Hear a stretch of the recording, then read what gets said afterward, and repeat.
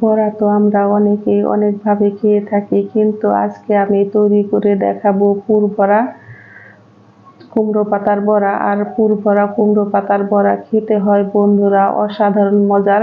এই বড়াটা একদম মুচমুচে, দেখতে যেমন সুন্দর হয়েছে খেতেও হয়েছে অসাধারণ মজার।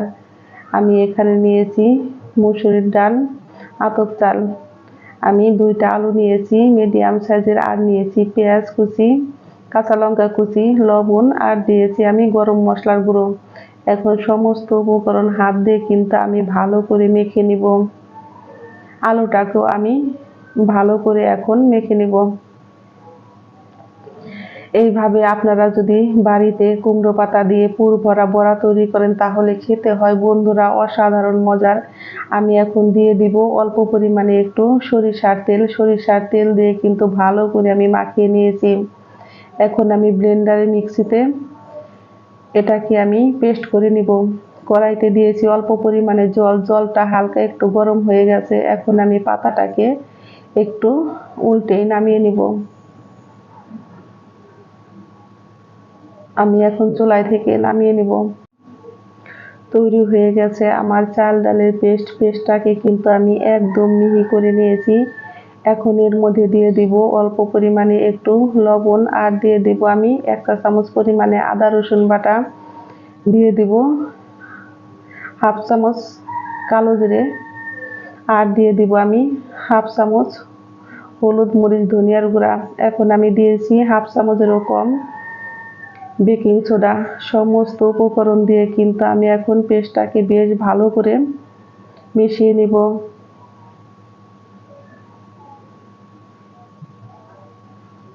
আমার মেশানো হয়ে গেছে। এখন আমি একটা চাল কুমড়ো পাতা নিয়েছি বন্ধুরা। এই পাতাটাকে কিন্তু আমি ভাপ দিয়ে নিই। এই পাতাটাকে কিন্তু আমি এমনি রেখেছি আপনাদের সুবিধার জন্য, কারণ 2 ভাবে তৈরি করা যায়। দেখুন এটাকে আমি কিন্তু এইরকম ভাবে এখন আলুর পুরটা দিয়ে এইভাবে আমি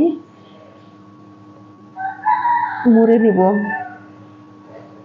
খুব সহজে আমি এই পাতাটাকে কিন্তু পুর দিয়ে মুড়ে নিয়েছি। আমি আর একটা চাল কুমড়ো পাতা নিয়েছি। এখন চাল কুমড়ো পাতাটাকে আমি 2 দিক থেকে এরকম ভাঁজ করে দিয়ে কিন্তু এরকম আমি এখন এইভাবে আমি মুড়ে নিব। আর পুর দিয়ে চাল কুমড়া পাতার বড়া ভাজি খেতে হয় বন্ধুরা অসাধারণ মজার।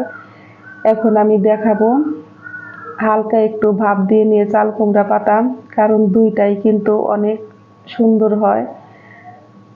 এটা ভাজ করতে একটু সুবিধা হয় বেশি, সেই জন্যে আমি কিন্তু 2টা 2 ভাবেই কিন্তু ভাজ করে দেখালাম বন্ধুরা। এটা কোনো ঝামেলা হয় না ভাজ করায়, দেখতেই পাচ্ছেন। একটু হাতে সময় থাকলে এটা এইভাবে ভাজ করে নিতে পারবেন একটু ভাপ দিয়ে। আর হাতে যদি সময় না থাকে তাহলে এইভাবে নিতে পারেন। আপনাদের সুবিধার জন্য আমি 2 ভাবেই ভাজ করে দেখালাম। সমস্ত পুরো দিয়ে আমার বড়াটা কিন্তু এখন রেডি হয়ে গেছে। এগুলো আমি এখন চুলায় ভেজে নিব। আমি এখন বেসন দিয়ে এইভাবে করে কিন্তু আমি সমস্ত বড়াগুলো এখন ভেজে নিব। এই বড়াগুলো দেখতে যেমন সুন্দর হয় খেতেও হয় দারুণ মজার। আমার এই বড়ার রেসিপি ভালো লেগে থাকলে একটা লাইক করবেন, কমেন্ট করবেন, এবং যারা আমার নতুন বন্ধু আছেন তারা আমাকে একটা সাবস্ক্রাইব করতে ভুলবেন না।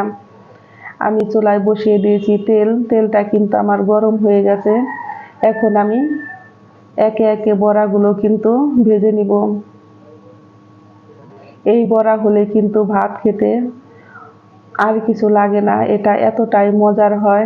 গরম গরম বড়া, একটা কাঁচা লঙ্কা হলে দারুণ মজার। আমার বড়াটা কিন্তু এক পিঠ ভাজা হয়ে গেছে। এখন আমি এটাকে উল্টে দিয়েছি, উল্টে পাল্টে এইভাবে আমি ভেজে নিব। আমরা সন্ধ্যাবেলায় কিন্তু চায়ের আড্ডায়ও কিন্তু এই গরম গরম পুর ভরা বড়া দিয়ে 1 কাপ চা হলে কিন্তু জমে যায় সন্ধ্যাটা।